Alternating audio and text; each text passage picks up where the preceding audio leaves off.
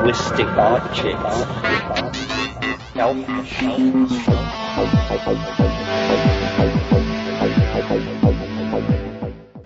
Greetings from Cyberdelic Space.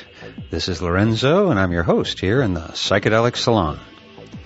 And even though I planned on cutting back to a podcast every other week, I just couldn't stay away from you for that long. You know, I got to thinking about that wonderful grant we received last week from the Magic Mutt Foundation. And then in the past couple of days, we've also received very generous donations from Courtney M. and Carrie T. And they have motivated me to get an extra podcast out to you today. So thank you again, Magic Mutt, and thank you, Courtney and Carrie. I really appreciate you being such an important part of the salon, and I'm sure that all of our fellow saloners send their thanks to you as well. So it was quite a day on Tuesday. Normally, I wouldn't comment on a U.S. election because politics isn't the main focus for most of our fellow saloners, and that's not necessarily a bad thing. But today I thought it might be interesting to continue to mine the vein that we began last week when there was also a little 1960s politics involved. As you know, last week we heard a radio interview with Dr. Timothy Leary that was recorded in 1966. And that was essentially at the beginning of what we now think of as the 60s. Now, fast forward about 26 years from that interview, and we get to 1992. Which is the year that the trialogue we are about to listen to was recorded. And by an interesting coincidence, it happens to also be the final tape in the 1992 trialogue series that I started playing a few months back. Technically, the title of this trialogue should be something like Utopian Thinking, Seeing Ourselves in History, because that's how the discussion begins. But instead, I'm calling today's podcast Reality Check, and partly in memory of a television program I produced back in Florida many years ago, but that's another story. The reason I want to ask you to consider taking a reality check at this particular moment in time is something that I'll get into after we first hear today's program. As I said, this is the final trialogue in a series that was held at Esalen Institute sometime in 1992. The participants were Ralph Abraham, Rupert Sheldrake, and Terence McKenna. And for those of you who aren't really big fans of Terence's thinking, well, there's an added little treat for you in that Ralph and Rupert really beat up on him in this one as they point out a few inconsistencies in his thinking. It's really one of their more interesting exchanges, I think, but I'll let you decide that for yourself. So now here is Ralph Abraham, sometime back in 1992, setting up the framework for this conversation. It is the impossible become possible and yet remaining impossible. Sunday morning, it's appropriate for something special, something sacred. We have a short meeting and a long agenda, so I'll try to exercise discipline here. Our project this morning is either a major breakthrough for ourselves in understanding our place in history or brazen egomania. We want to try to see ourselves, or rather our self, as a trinity, and our self, this group, this kind of activity, in a broader view of history, in the sweep of history, in the line of some great idea or bad habit which has characterized the human spirit for a long time, and to experiment with the idea of connecting with such traditions as are perceived by cultural historians.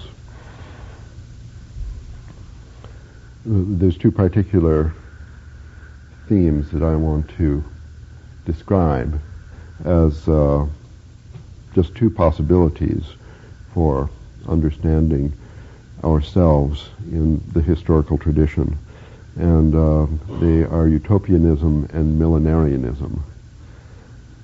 So in a nutshell, utopia is a word that in our language has become pretty much synonymous with nonsense. And we may not want to see ourselves in this tradition. But as understood by cultural historians, utopianism is one of the major currents of the European mind, and not an old one. According to the view of the specialists of the subject, utopianism, although it has ancient roots,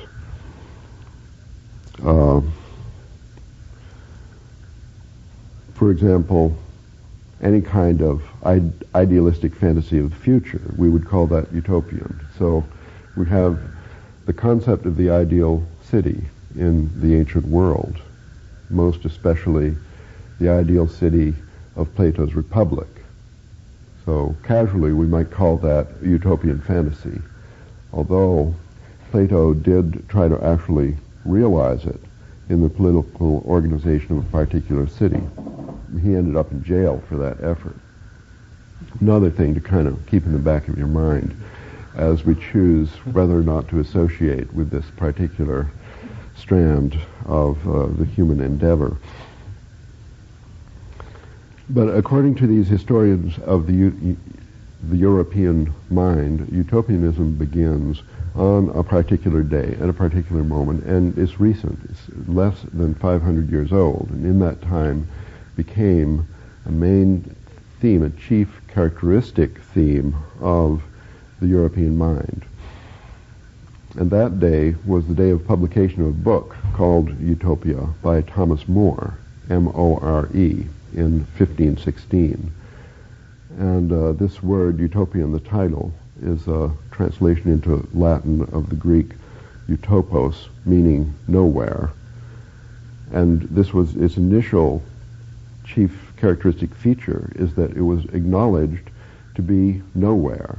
This was a dream not to be made real. Also, it was fiction. It had, characters and plot and story and kind of like a soap opera, presenting in fictional form various themes of ideal achievement that our culture could strive for. After 1516, there was a tremendous rise in popularity. Well, this book sold real well and had a lot of imitators. So there was a huge genre, a body of fictional works, which became the foundation of the utopian trend. But eventually branched into nonfiction as historians began writing literary criticism about this tendency. And after nonfiction began to be realized, materialized in actual communities that tried to live up to the utopian ideals of some or another novel or nonfiction work in this genre.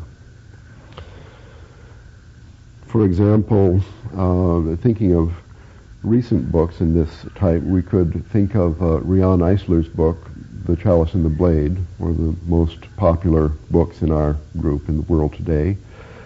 This is a perfect example of the nonfiction utopian work. And I imagine the specialists of this, well, I could name them. There's a couple, a husband and wife team of historians who made their life work the chronicling of this particular trend. And they're called Frank and Francie Manuel. They worked 25 years and produced a book 900 pages long, and they plunked it down and said, we just cannot carry this burden anymore. We've hardly began, but somebody else has got to carry it. And they plunked down this 900-page book in 1979. In 1979, looking back on the history of utopianism since 1516, they said, well, the last chapter in their book is entitled Twilight of Utopia.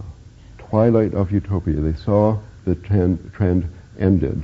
500 years, that was it. Probably under the influence of our common experience in the 1960s, when the hippies of California, Paris and other places, Amsterdam, Provost, did try once again to materialize a new utopian ideal in actual practice, and this even strove for a planetary society based on ideal lines, which completely and totally failed. So at the time of their writing, they saw the utopian literary current dried up and ended. Nevertheless, since then, since 1979 and the publication of the book, there are certain surges of renewal in this literature. For example, Rian Eisler's book, published in 87 or 8, I think. Another nonfiction work of this type, we could look at Rupert's book, The Rebirth of Nature, a year ago. This year, Terence's book, Food of the Gods. I mean, this is just, I'm not saying we must see ourselves in this tradition, but I think certainly if the Mr. and Mrs. Manuel wrote a revised edition of their book, they would definitely include these authors in their list. My unpublished book, Chaos, Gaia, Eros, could be considered a kind of a chaos utopia. Rupert's book, Scientific Utopia. Terence's book, Psychedelic Utopia. Rian Eisler's book, Partnership Political Utopia. I mean, there's different sorts.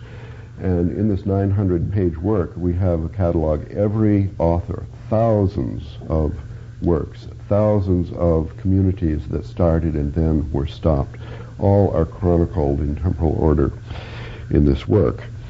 And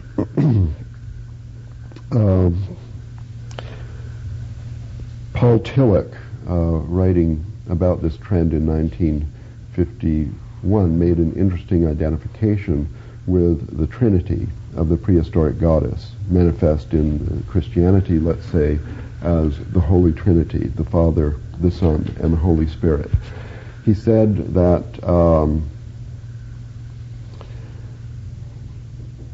this particular Trinitarian utopian model was presented long before Thomas More in 1516 in the works of Joachim de Fiore in the 12th century.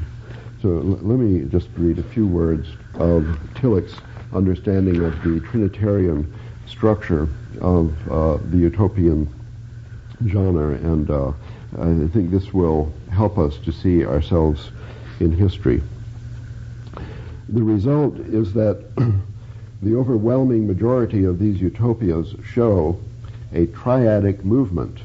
The original actualization, namely actualization of the essence, and then a falling away from this original actualization, namely the present condition. And third, the restoration as an expectation that which has fallen away from its primordial condition is to be recovered. One of the distinguishing characteristics of this triadic movement is the consciousness on the part of those who use this symbolism, almost without exception, this is important, that the lowest point of the falling away has been reached in their time, in the moment in which they themselves live. It is always the last period that gives birth to utopia. Illustrative of this, and perhaps also the best formula that has been given for it, is Joachim de Fiore's idea that we live in the age of consummate sinfulness.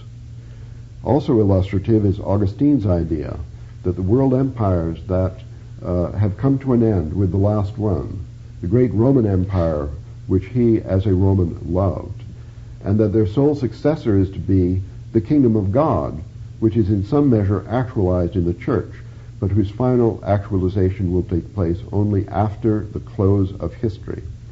The same idea is found in India, where it is always the last period in which the theologian who speaks of a succession of ages finds himself.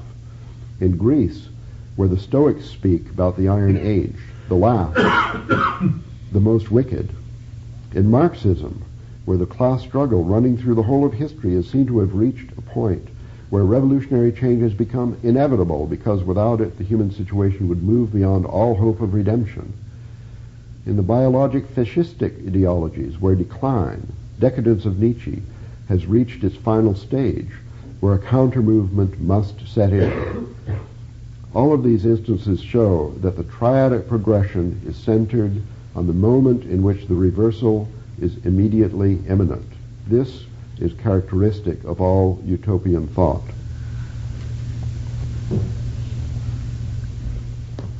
Now, another line, millenarianism. There are a lot of these, but millenarianism has roots in the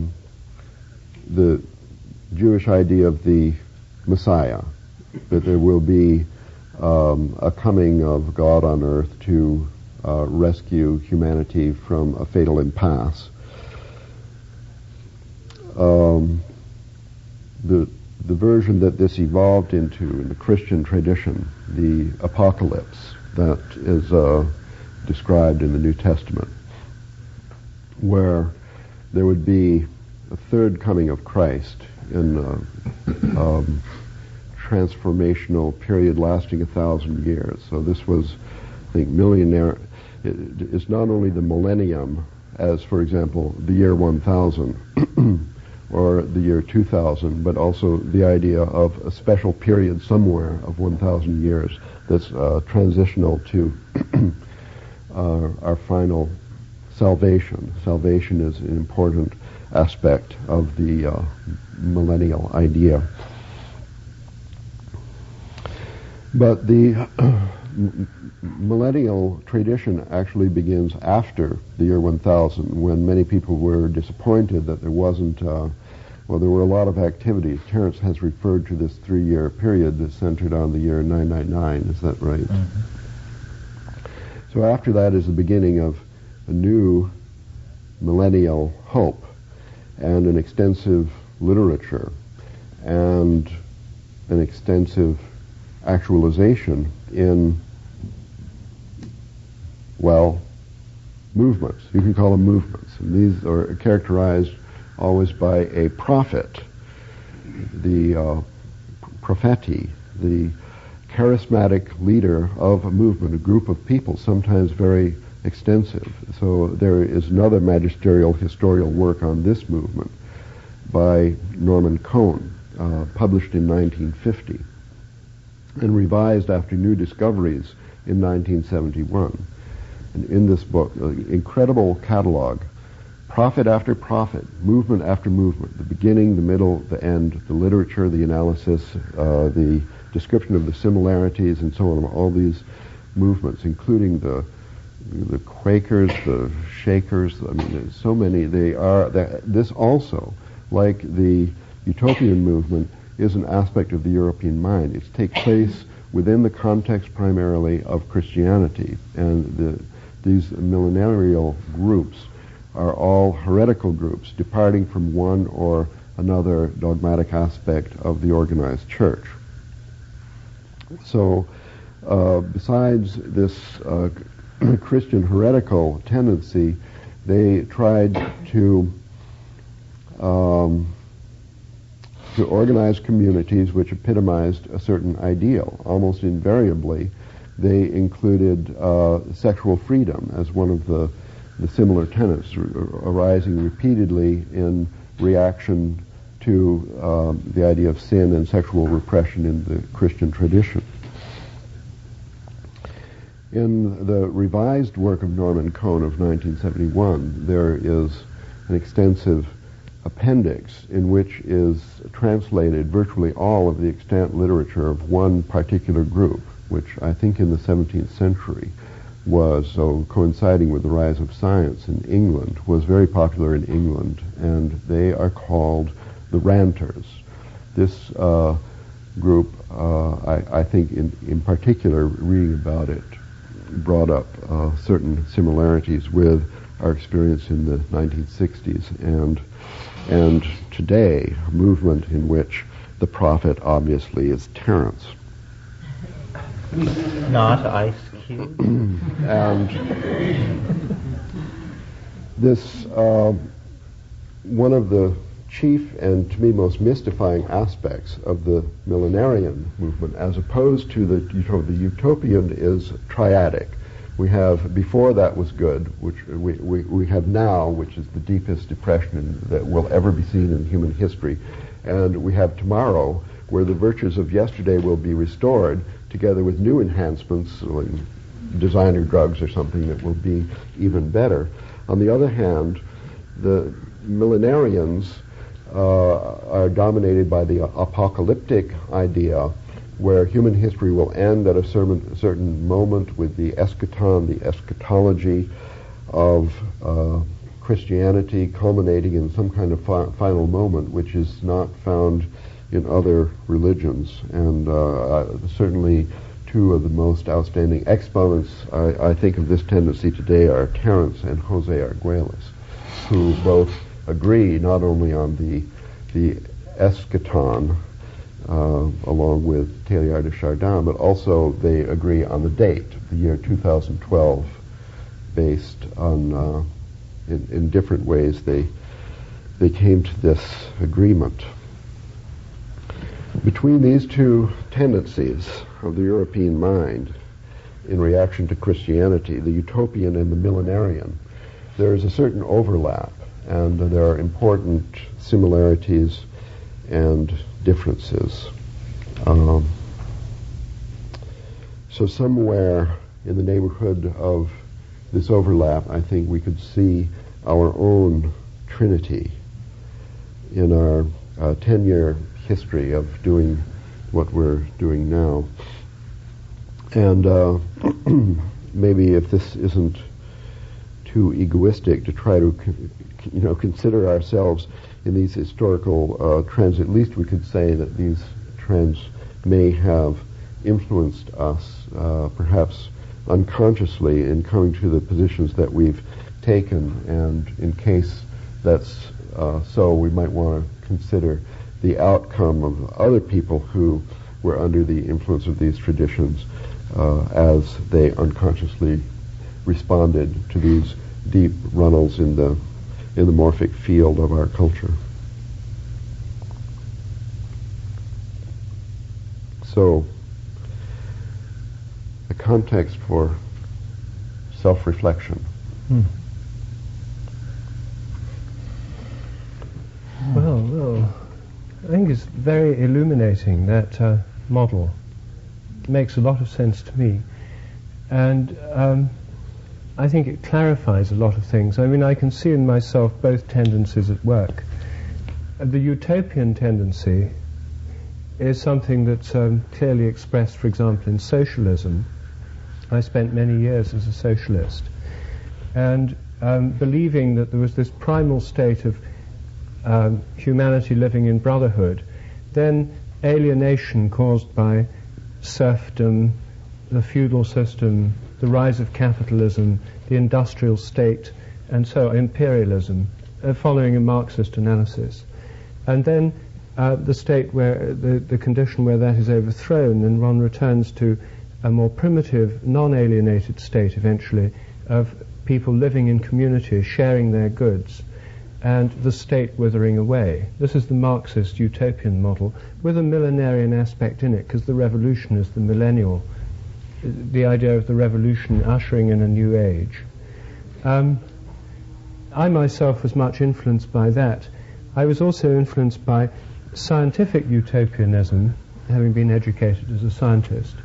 And the primary scientific utopia is, of course, Sir Francis Bacon's book New Atlantis, published in 1624, in which he has this vision of an entirely new order in the world, where there's a scientific priesthood that operate in this thing called Solomon's House, which is a college that rules this island kingdom. Someone's shipwrecked on an island. They find themselves in this kind of ideal state, and it's ideal, everything's rationally ordered, and there's this scientific priesthood who run the show, live in a kind of college where they have organized research. They have gardens where they have plant breeding. They keep animals to study the animals and for vivisection experiments.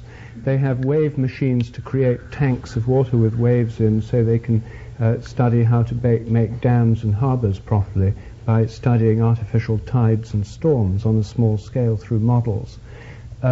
They study animals and plants. They try to develop a universal language.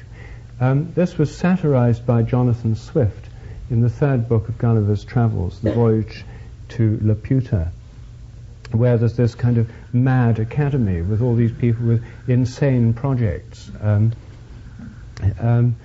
like making sunbeams out of cucumbers and making things out of spiders' webs, making incredibly strong fibers out of spiders' webs, and a man there who's trying to develop a universal language which will overcome all divisions between human beings by having universal language, the kind of sign language. He goes around with this heavy knapsack on his back, and when he wants to say anything, he fumbles around and brings out various signs which he shows to people. But he ends up with such a heavy bag of stuff he can hardly move around with it. And anyway, there's a satire of this kind of scientific utopianism written by Jonathan Swift in the first half of the 18th century. That scientific utopianism got built into the ideal of progress, of technological and scientific progress, which was going to liberate mankind from the bondage of poverty, of disease, of in slavery to the elements of nature, from fear of storm, fear of cold.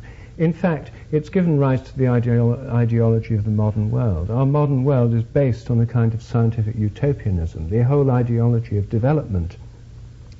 Go through the world, here are these people living fairly contentedly as they always have done in rainforests, but they haven't got a cash economy. So to make a cash economy, make the economy grow, to get development in place so they can buy video recorders and that kind of thing, cut down the forests, mine the ground, and have the whole, build roads, import trucks, have Coca-Cola on sale. All this kind of thing, which is now the dominant ideology of the modern world, is a transform of scientific utopianism.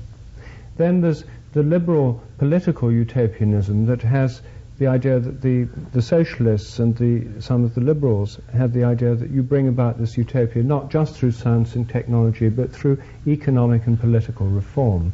So there are more just institutions, more truly democratic ways. It's through social change as well as scientific and technological that this utopia will arise.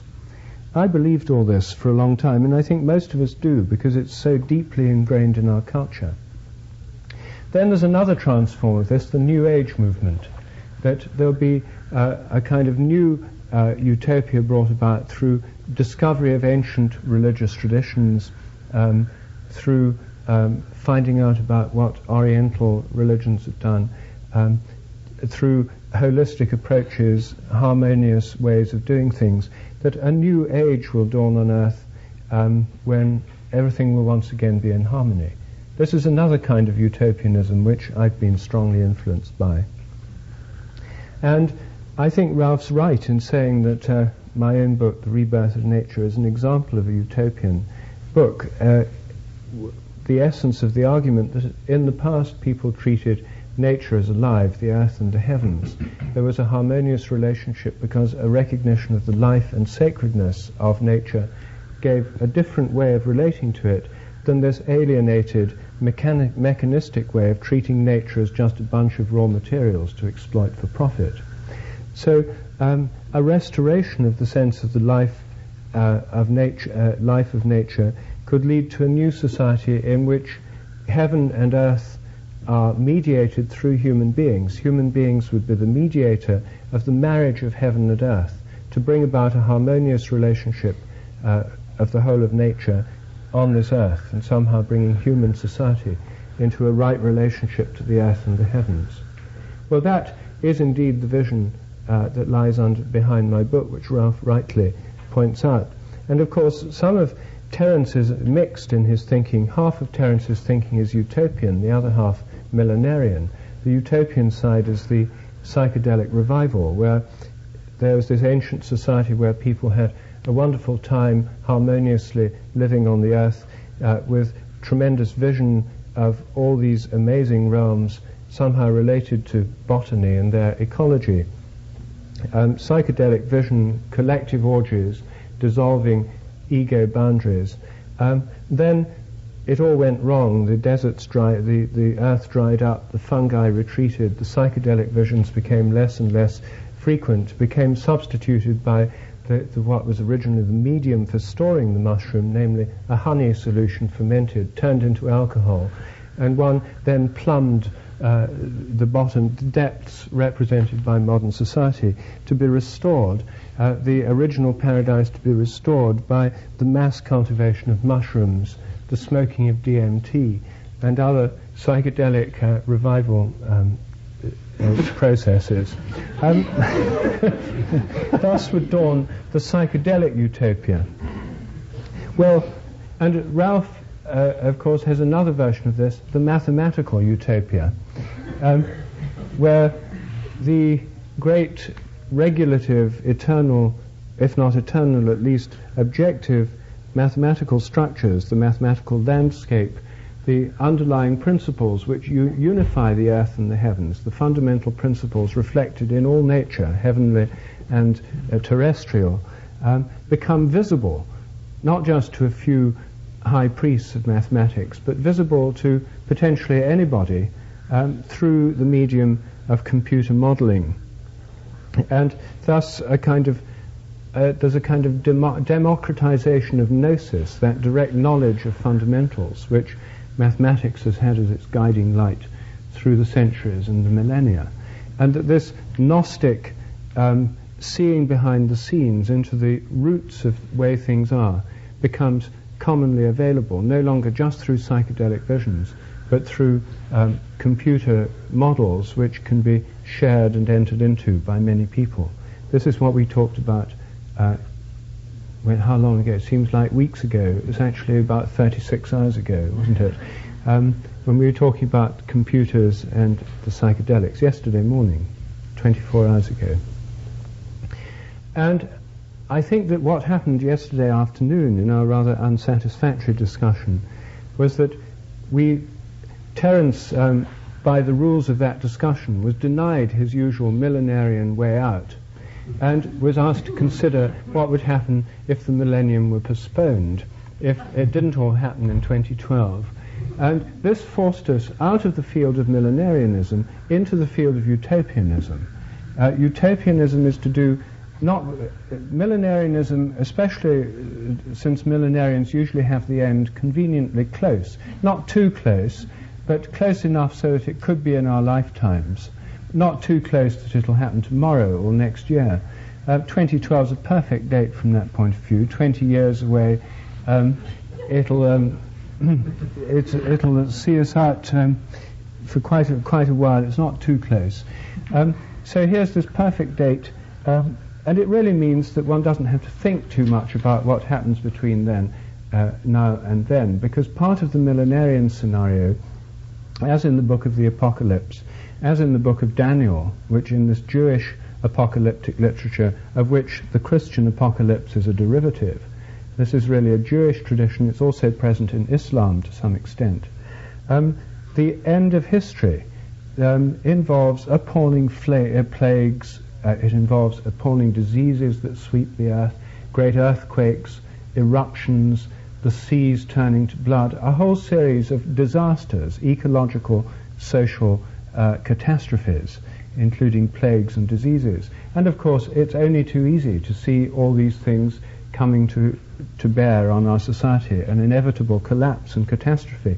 And this is always the precondition for the millennium. There has to be this sense of not just things, utopianism may have touched bottom now, but millenarianism involves things getting even worse.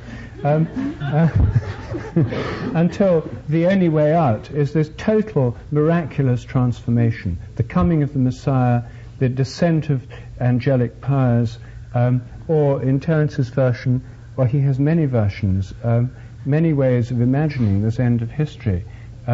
All of them resemble in some way a kind of collective DMT trip.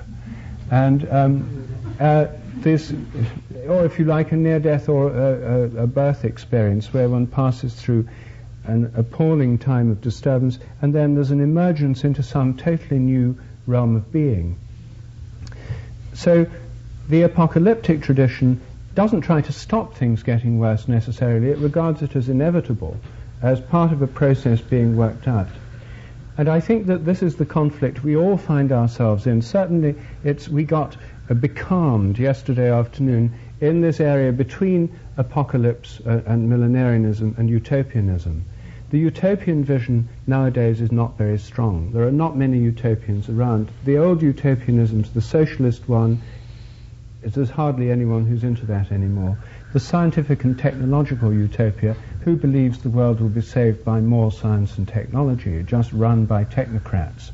The idea, the kind of United Nations social, the world government type of utopias, of which there have been many proposed this century, embodied in the United Nations or the European Common Market, represents a kind of federalist ideal which still has some vigor and is still important. And I mean, I'm not knocking these, I think they're very important.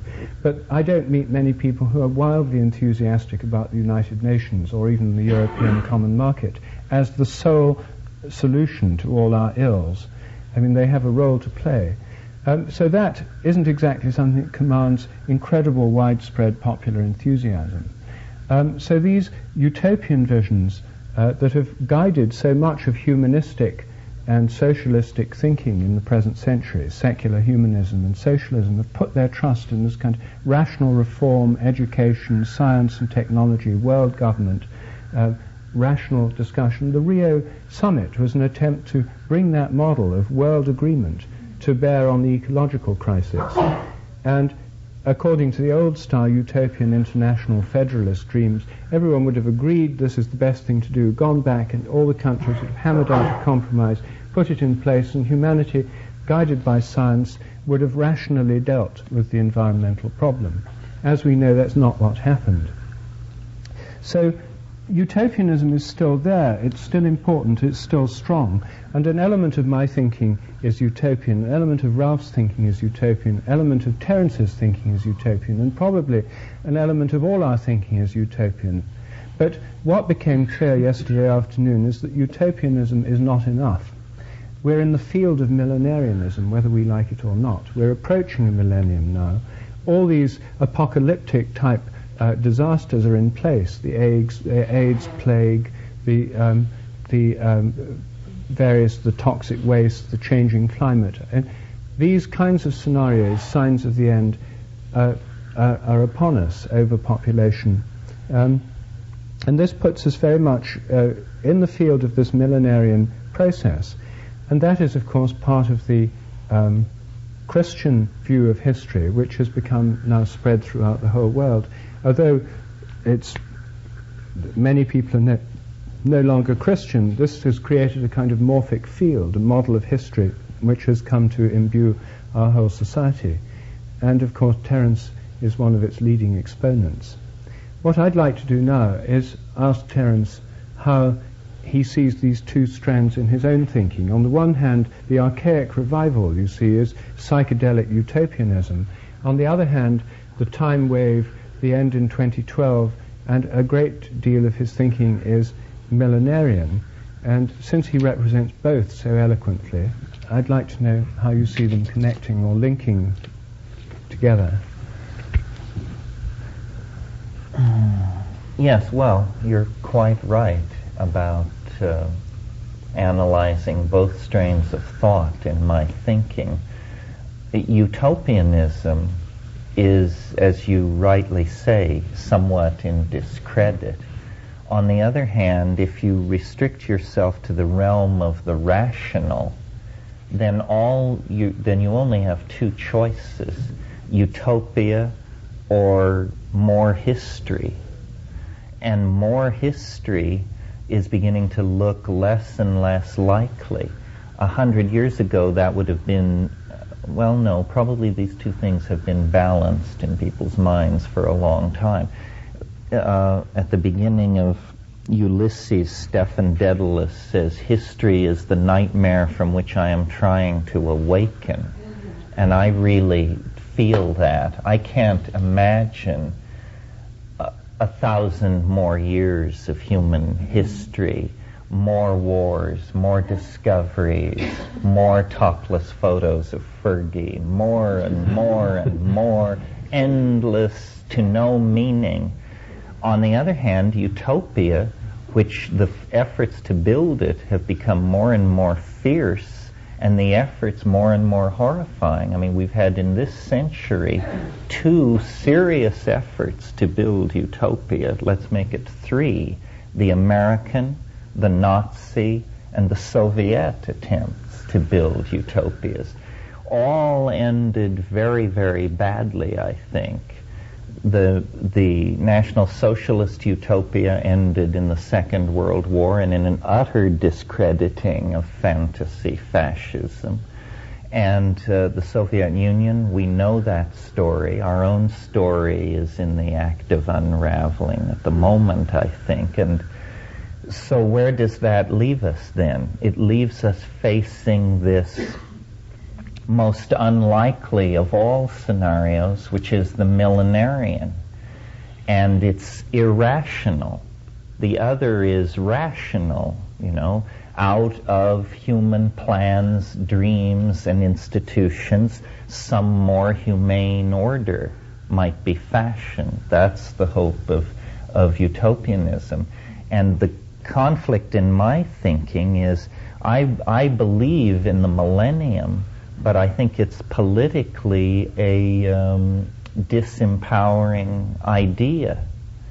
I see all these Christian fundamentalists running around. They also believe in the millennium, and they are the major anti-progressive force in most advanced societies. So how should we react to this dilemma? Well, in order to understand it, I think it's worth looking slightly afield for a moment. What we're really talking about here are origins and endpoints. And we've really been talking this morning about endpoints. But what about origins? The dominant and virtually unchallenged myth of our origin is either that God created us in 7 days along with all the rest of creation, or that the universe was born out of nothingness in a single moment for no reason. These are the 2 choices on the menu. Neither terribly compelling to rationalists, I dare say. Interesting to note that this scientific explanation, the universe sprang from nothing in a single instant, however we may think of it in terms of its veracity, notice that it's the limit case for credulity. You understand what I mean? I mean that if you can believe that, hell, you can believe anything. Sit down and try and think of something more improbable than that contention. So it's like they open up with the 1-2 punch and say, put that in front of them. If they can swallow that, then, the hydrogen bond, gene segregation, and whatever will follow hard apace, because the hard swallow comes first. Well, now I maintain that it's a very odd place to look for. What that's called is a singularity. And many theories require a singularity. That means in order to kickstart the intellectual engine, you have to go outside the system and you get one free hypothesis. And then once you've used that up, your system has to run very, very smoothly, clear down to the end. So science uses up its one free hypothesis with the Big Bang, and it says, give me the first 10 to the minus high 12 nanoseconds, and if I can do smoke and mirrors in that, then the rest will proceed quite in an orderly fashion. Now that's orthodoxy, you got to understand. That's what the straight people believe. So I think that if you get one free singularity in your model building, a more likely place to put it would be not in a featureless, dimensionless, processless vacuum, super vacuum, it isn't even a vacuum, at the beginning, but why not look toward a domain of many temperature regimes, many forms of energy, many languages, many chemical systems, many different levels of energy exchange. In other words, why not look for the singularity late in the life of the universe instead of in the immediate moments of its birth? Then what you have is a picture not of a process being pushed by causality toward some heat death billions of years in the future, but what you get is a picture of a universe that is flowing naturally toward a dwell point or a low point in the energy landscape that's at the end. That organization transcends itself, produces more complex organization, which transcends itself, which produces more complex organization, and conceivably, out of a process of avalanching complexity like that, you might actually get a singularity of some sort. And this singularity would have the character of an attractor. Now, I grant you that it's irrational, but our little discussion of the birth of the universe should convince you that it's all irrational. That doesn't get you tossed out of the game. That's the name of the game. So, being hopefully a sane person, my own inner dialogue goes back and forth between the desire to preserve rationality and hence channel energy toward utopian hope, which is reasonable. After all, we have the money, the scientific knowledge, the communication systems and so forth to solve any of our problems. Feeding the hungry, curing disease, halting the destruction of the environment. The problem is our minds, that we cannot change our minds as quickly as we can redesign harbors, flatten mountains, cut rainforests, dam rivers. These things pose no problem. Changing our minds is very difficult. And because I see that, and because I see it from a psychedelic point of view, and because I don't want to abandon myself to despair, instead I see then this transcendental object at the end of time. This is not part of the utopian schema. This is part of the millenarian revelation.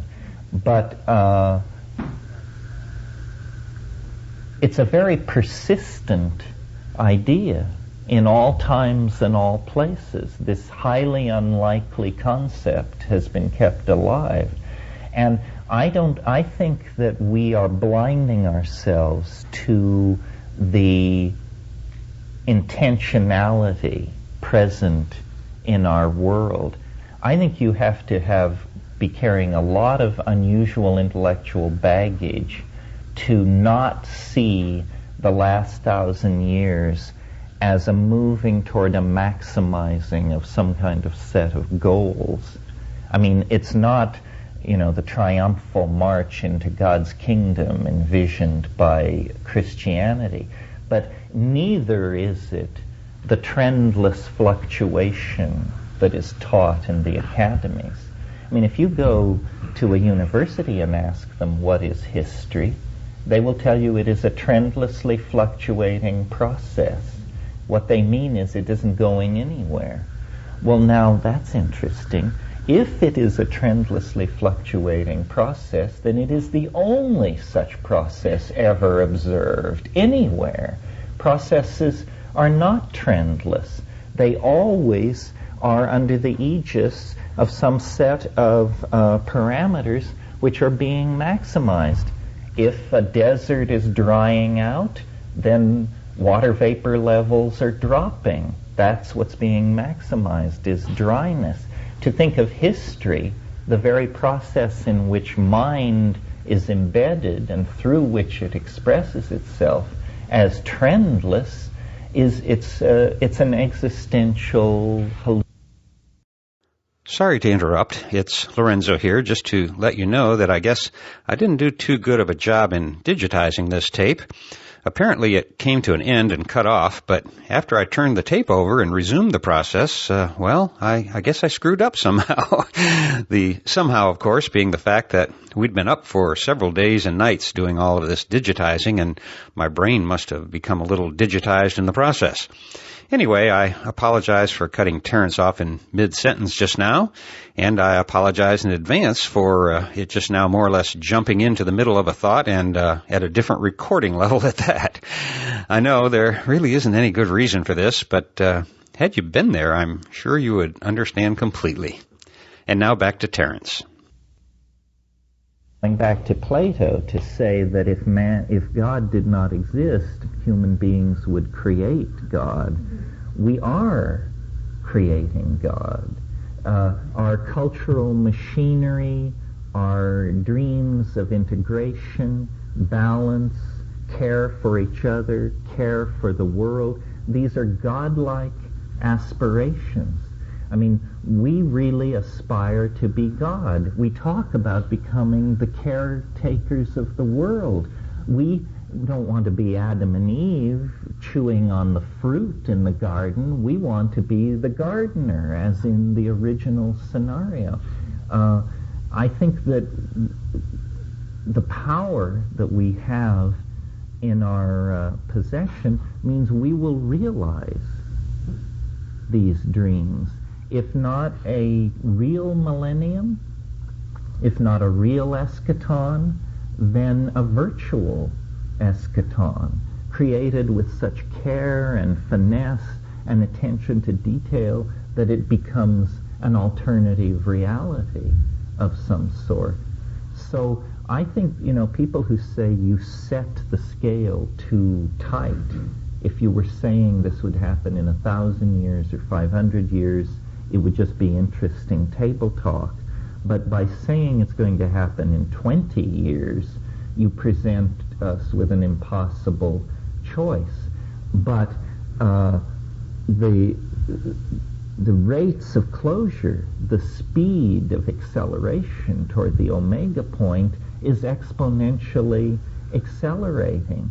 We cannot imagine 2012 by looking backward 20 years and then saying we have that much more time to go through before we reach this moment. We have much more time because time is moving faster. We are compressing more events into it. And I think that, this guy, Jeremy Rifkin, wrote a book, and he's what I would consider a secular humanist, a rationalist of some sort. And yet the theme of the book is that time is speeding up. And we all say this every time Russia shudders and a few more provinces are spun off into independence. Then cocktail party habitués bore each other for weeks by telling each other, have you noticed the time is speeding up? Well, I would like to take that seriously and say it is speeding up. Not human time, but the time of physics is accelerating.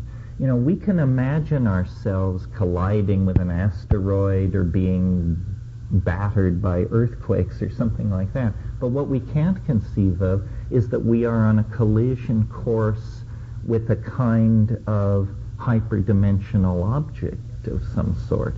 What people always object to the millenarian intuition with is they say, well, you say a transcendental object is coming parallel or orthogonal to history.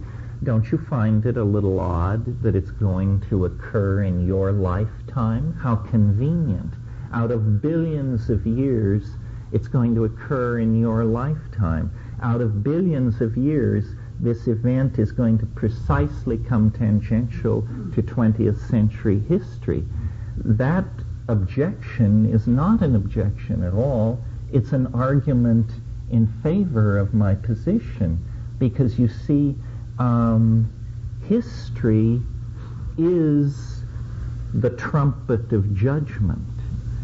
A million years ago, there were only animals and plants and rivers and glaciers on this planet. Human history announces the coming of the eschaton. Human history, you know, when you open a door, first there's a crack of light that streams into the darkness.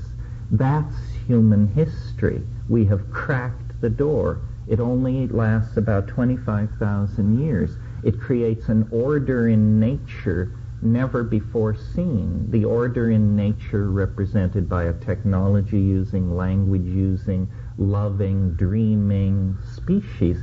And then you push the door open and you see that, history was the shock wave that preceded the eschaton. This is pretty straight Christian dogma. This is what all these people have been saying, you know, is that there is a covenant between human beings and God Almighty, and that the contract will be kept. The promise will be kept. I think it will be kept. And I think the challenge of science is to overcome the struggle with religion that characterized science's emergence, and that now science must guide us into the presence of the eschaton using the tools and the descriptive approaches that science has perfected. In other words, the proper attitude toward the eschaton is not prayer and sacrifice alone. The proper attitude is inquisitive understanding, curiosity, and delighted anticipation. It is an object in nature, like the electron, the spiral galaxy, and the human body. The end of history is a complex, a nexus, to use Whitehead's word, of temporal complexity that accounts for our existence. Without the eschaton, there would have been no human beings, no you, no me, no pyramids, no Stonehenge, no Catholic Church, no Hasidism. None of these things would exist. They are the precursive anticipations of the perfection that lies at the end of the morphogenetic process of self-expression that history is, and that we are a part of, in the sense that we represent the individual atoms that are flowing together to make the transcendental object at the end of time.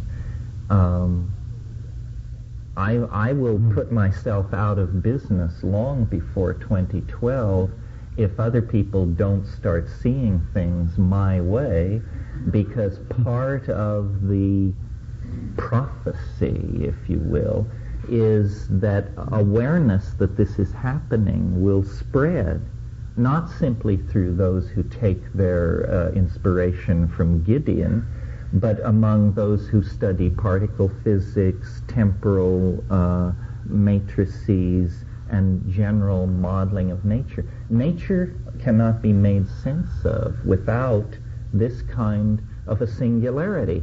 Science recognized that. They just put the singularity out of reach and safely in the past. But they can't explain organism, intelligence, or history. To do that, you have to take this mysterious moment of concrescent involutional totality and put it in the end state. It's a matter of simple logical necessity. The fact that it was achieved by psychedelically driven visionary shamanizing only shows how similar these two methods are in their conclusions. That's all.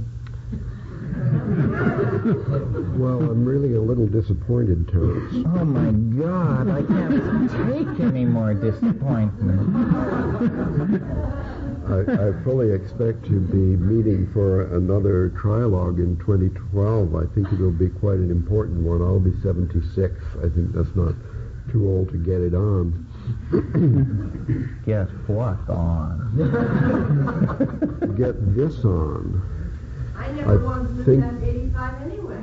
I think that I challenge you, I try to challenge you both to leap to another level of discussion in the hermeneutical circle by considering ourselves in these traditions.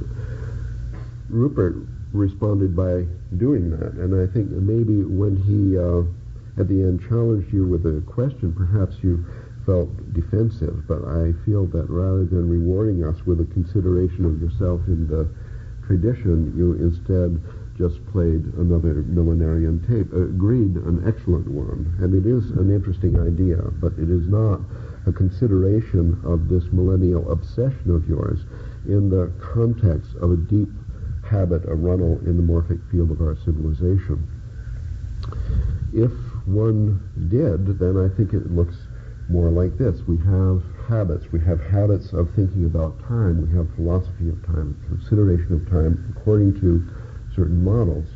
The idea of time having a singularity at the beginning and singularity at the end is one model of time. And as Rupert has observed in the past, when you believe in the Big Bang, which you correctly pointed out is extremely improbable. If you can believe this, you can believe anything. You then contradict yourself by suggesting that if you can believe that, well, you gullible ones believe this, that there's a singularity at the end.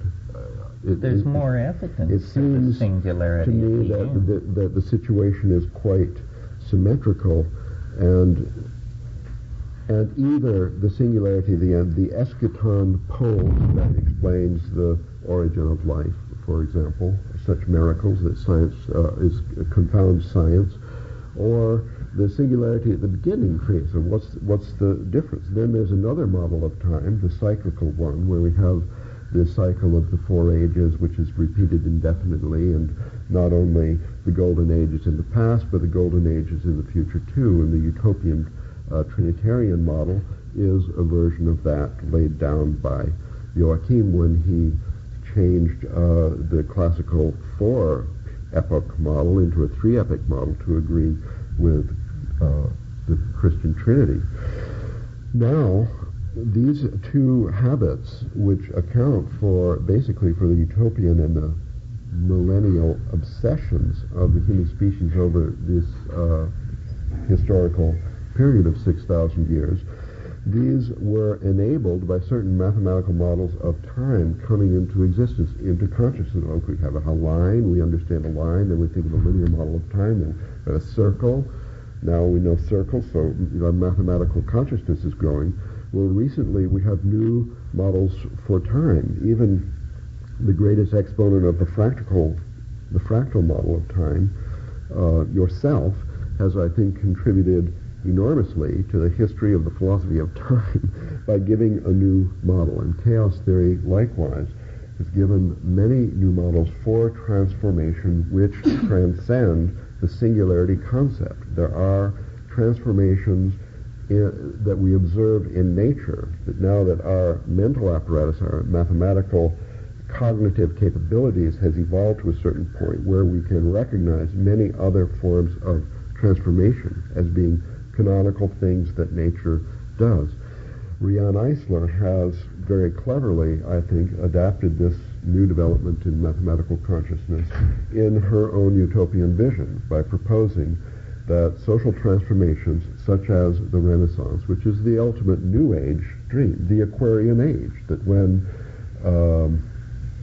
the pole star moves into a new constellation, that will be enough because of the power of the heavenly realms to awaken a new level of consciousness in us. There would be, in other words, the New Age expectation is for a social transformation, a future history which is not boring. You said you're bored with life, the repetition, just another photograph of Fergie Tits. I think actually the dream of a social transformation has historical support. You said what? History is the trumpet of the human experience. We have to compare our fantasy of what is going on with the historical record. The historical record does not support the eschaton.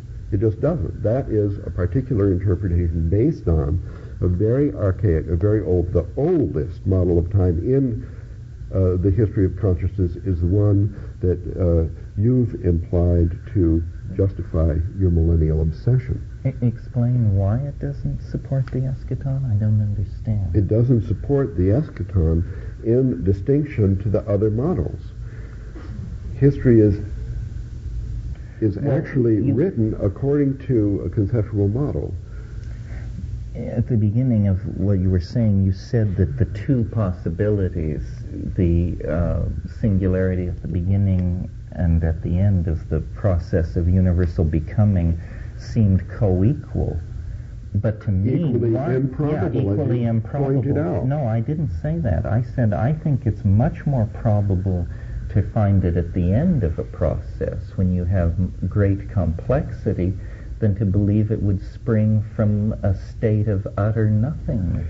Why isn't the historical record compatible with the idea of in our immediate future is an upcoming, amazing, difficult, and creative social transformation, such as the Renaissance? That means we have a future which is not boring.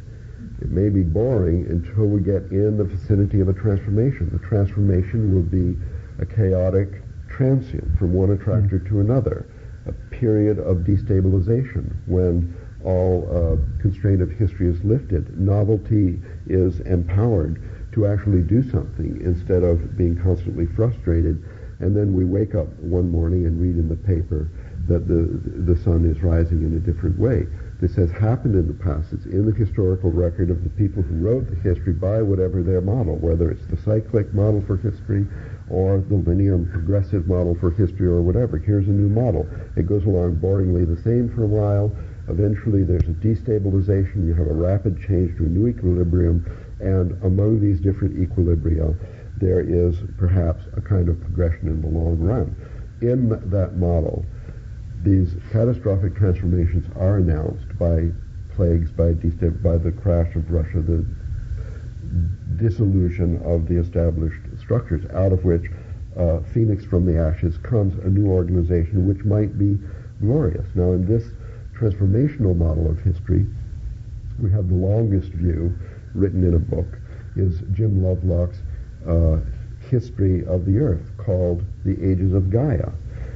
And in the Ages of Gaia, he describes the whole history of life on the planet as a series of equilibria punctuated by these catastrophic transformations.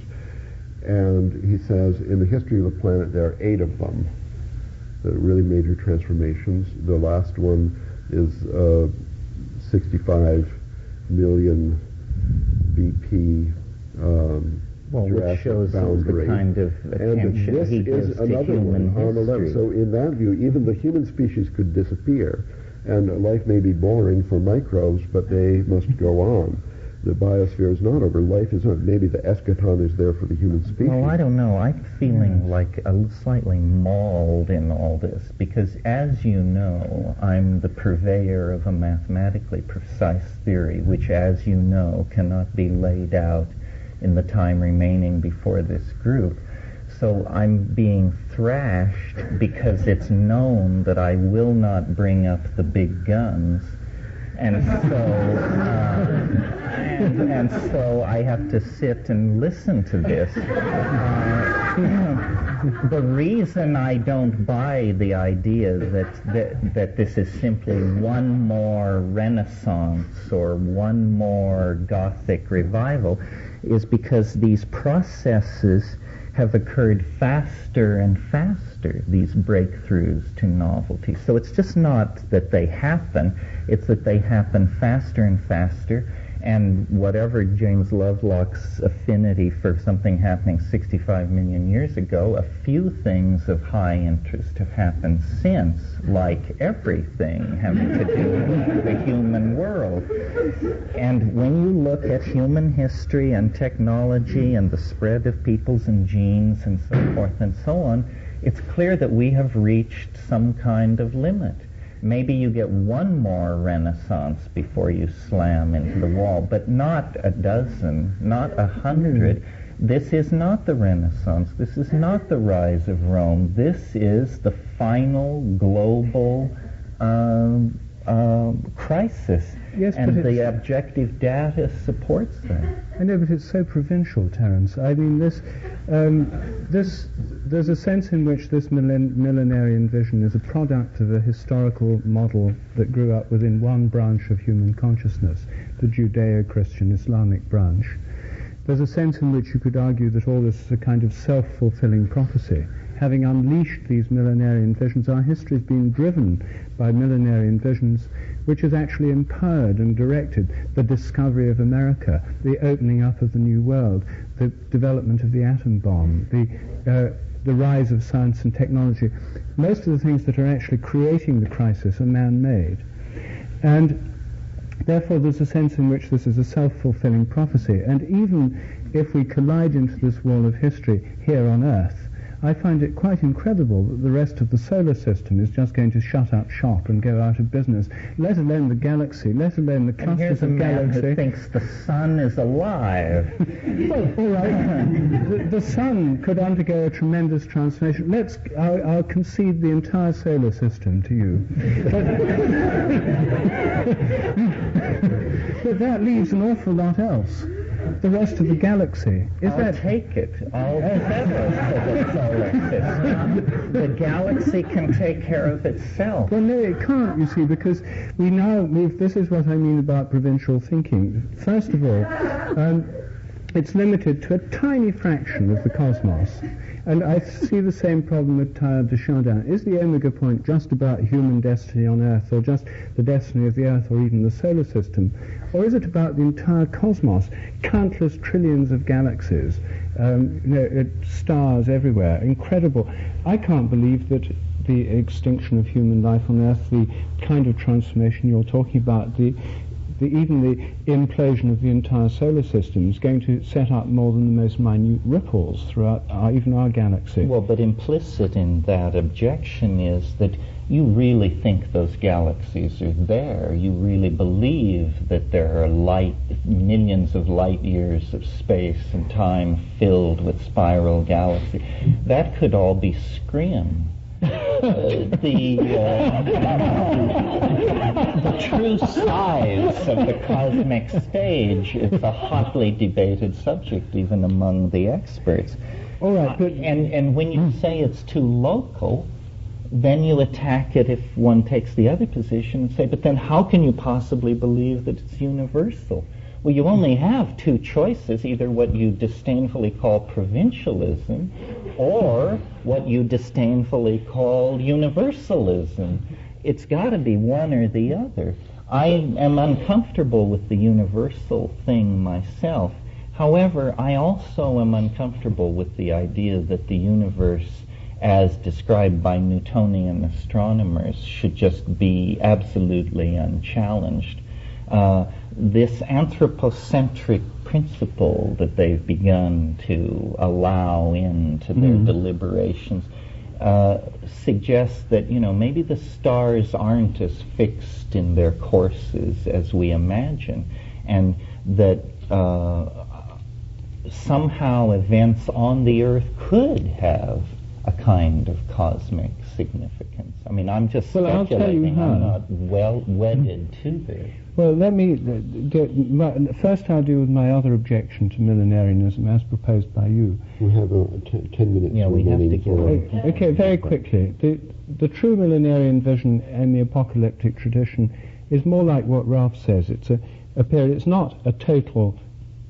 Everything suddenly disappears in a blinding light.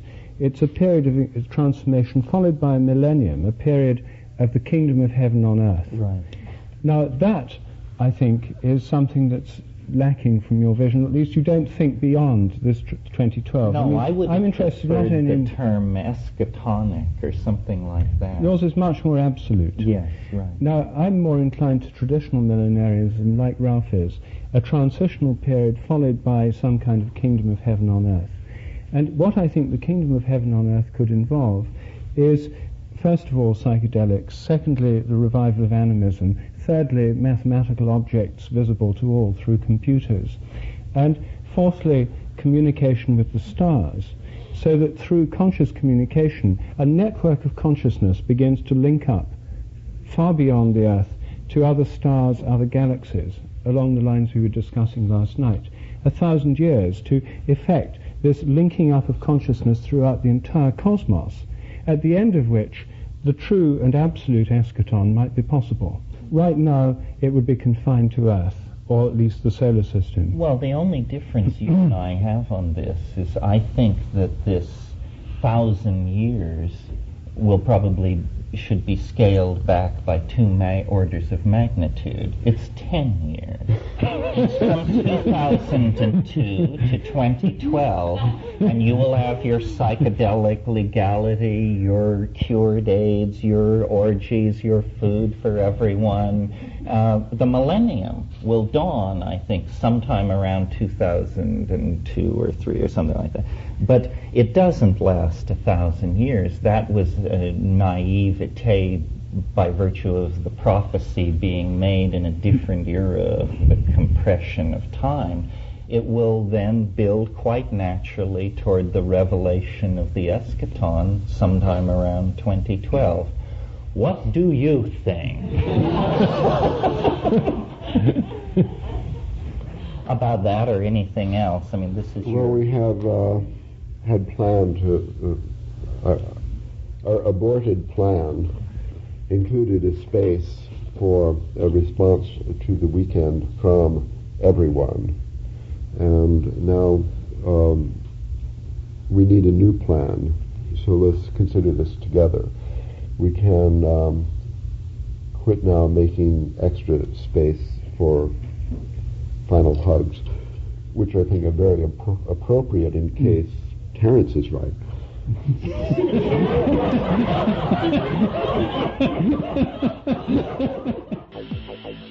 You're listening to the Psychedelic Salon, where people are changing their lives one thought at a time. Save some time for final hugs. Now, I like that thought. There should always be a place for final hugs, even if Terence is wrong, which I believe he was. I know, you Daniel Pinchbeck fans and die-hard 2012ers are still expecting a singularity 4 years from now, and maybe we'll experience it yet. But for sure, Terence's idea of a 10-year reign of peace from 2002 to 2012 seems pretty far off the mark to me, even with the rather remarkable election in the States just now. But I do believe that there has been a slight cosmic shift in this corner of the planet, and so I thought it might be worthwhile for us all to get our feet back on the ground before we let a much-needed transformation turn into dreams of a utopia that simply isn't going to arrive. In other words, it's time for a reality check. Now, don't get me wrong. I do get it. I really understand the magnitude of what happened in the U.S. elections 2 days ago. I remember segregation. I saw it in practice. And so I really do know what an absolutely impossible thing just happened. That it happened during my lifetime, I find almost beyond belief, because I know how much racism still exists in this land. It remains very broad and very deep yet today. But I now see a possibility for us to change, even if ever so slightly, because we didn't just elect a president yesterday, we elected a first family. And from what I've seen so far, this is going to be the finest first family this nation has ever had. Now, I know that I've promised to keep politics out of the salon, and after today I'll get back to that policy. But I've got a couple more things I want to say while I circle back to today's topic, which is reality check time. Last spring was the only other recent time in which I mentioned politics, And at the time, I was very passionate about seeing Obama defeat Clinton.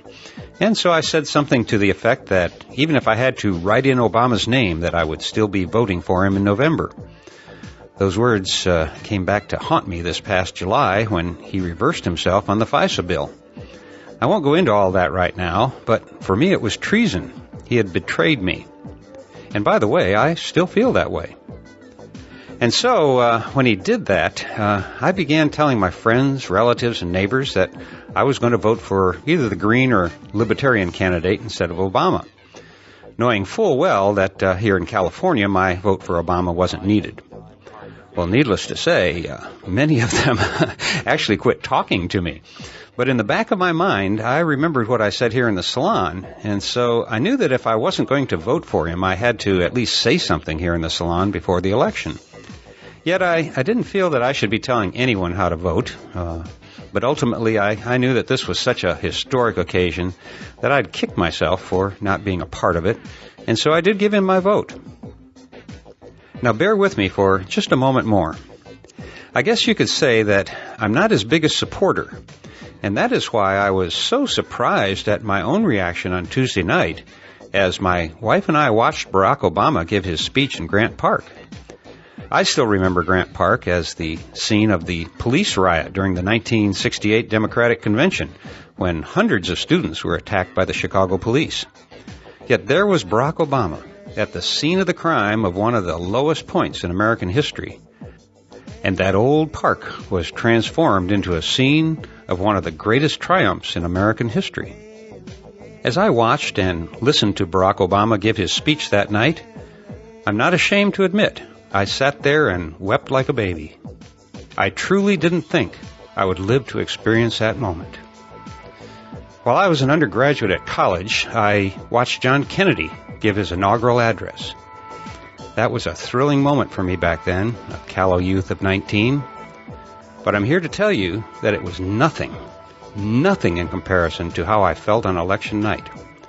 And remember, I'm one of Obama's critics. Yet the symbolism of that moment moved me to tears. It was one of the most precious moments in my life. That's how moved I was by these events.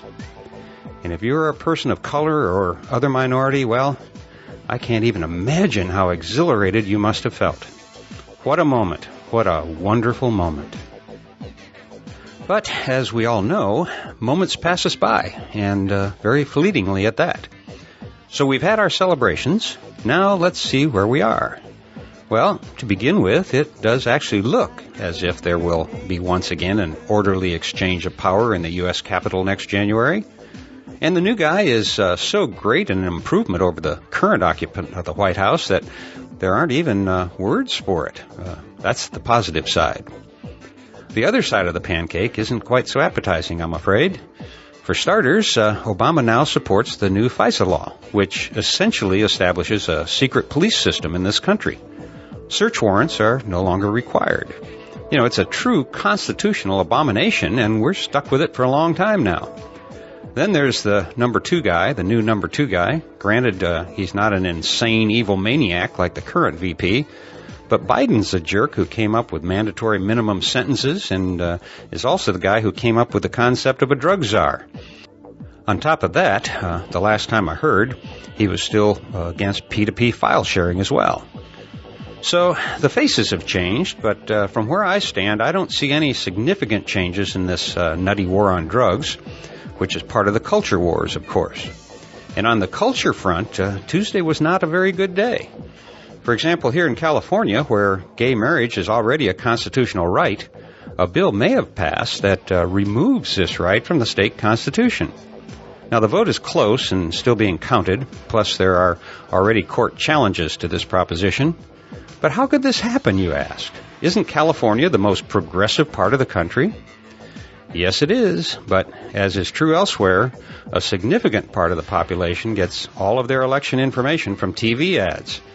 In the case of the anti-gay proposition, our television stations were clogged from morning to night with advertising in support of this anti-human proposition. And where did those tens and tens and tens of millions of dollars in advertising fees come from? Well, it seems that this polygamous cult from Utah has its members all over the world collecting money from the poor. From poor, uneducated people who think that their donations might just buy them a ticket to heaven. And then, these alms from the poor have been used to trick the California poor into voting against gay rights. You can't make this stuff up, you know, but doesn't it seem strange to have a polygamous cult lecturing the good people of California about marriage etiquette?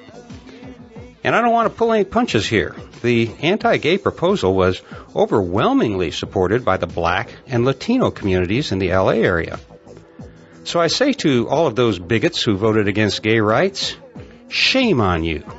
How can you vote for a black man in the interest of ending oppression of your race and then turn around and oppress another group? We have obviously a very long way to go if we're going to move our culture in a more human direction. And then there was Proposition 5 here in California, which had to do with providing better treatment instead of prison for nonviolent drug offenders.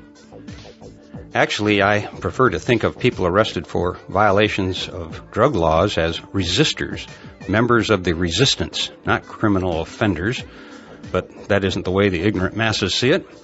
Here's what Rob Campia of the Marijuana Policy Project had to say about Proposition 5. We knew from early polling that a substantial majority of Californians favored this major reform of the state's prisons and drug sentencing policies.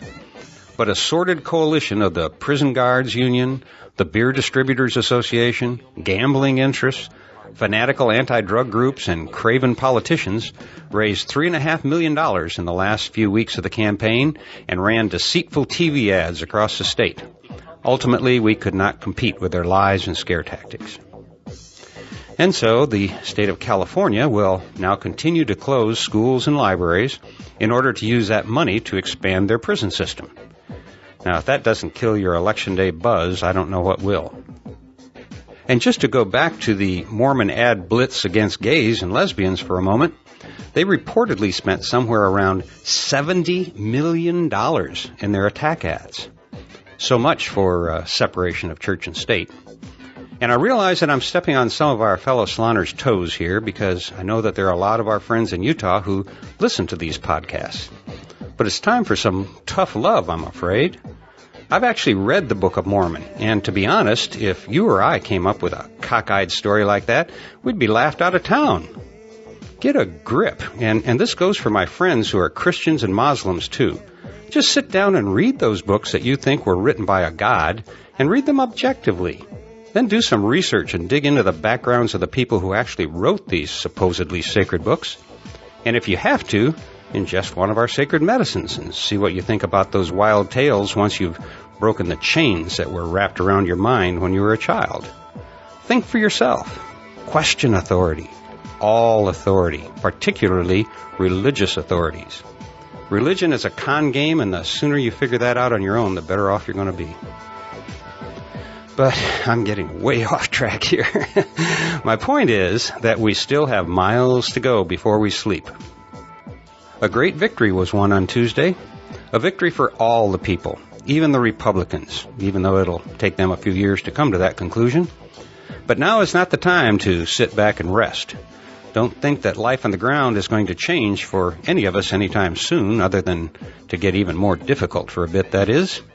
We're still in for some tough times ahead, but this cynical old Vietnam vet is more optimistic and hopeful about the future of life on this planet than I've ever been before at any time in my entire life.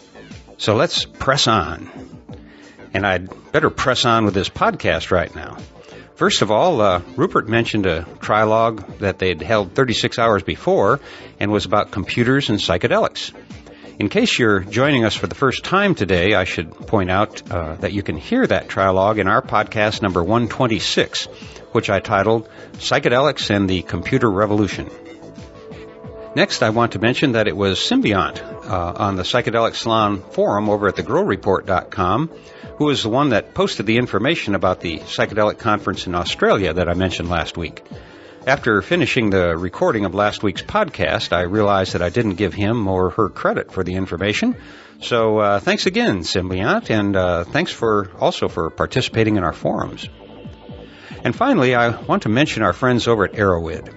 I'm sure that you've been to erowid.org, erowid.org, but in case you haven't heard, it is without a doubt, hands down, the very best source of drug information on the Internet. And I know that Anne and Sasha Shulgin, among many others, agree with me on that. I know most of the people involved in that project, and in my opinion, they are all impeccable. And I never say that lightly. Anyway, the new edition of Erowid Extracts is now at the printer. And if you aren't already an Erowid supporter, now is the perfect time to become one and get a copy of their latest printed journal. Here are some of the things that you're going to find in it. Results of a 2CB fly survey, an article on a novel smoking cessation therapy that uses scopolamine and atropine, a report about the Boom Festival, a look at on-site pill and substance testing, information about Changa, which is a DMT and MAOI containing smoking blend, and more. Now, Erowid was having a membership drive in October, but I'm sure that they would more than welcome you if you stop by right now. They're really a wonderful group of people doing some very important work. My wife and I have been members for a long time now, and we hope that you're also a part of this important project as well. Well, that's about it for today, but as always, I'll close this podcast by saying that this and all of the podcasts from the Psychedelic Salon are available for your use under the Creative Commons Attribution Non-Commercial Share-alike 3.0 license. And if you have any questions about that, just click the Creative Commons link at the bottom of the Psychedelic Salon webpage, which you can find at psychedelicsalon.org. And that's also where you'll find the program notes for these podcasts. And for now, this is Lorenzo signing off from Cyberdelic Space. Be well, my friends.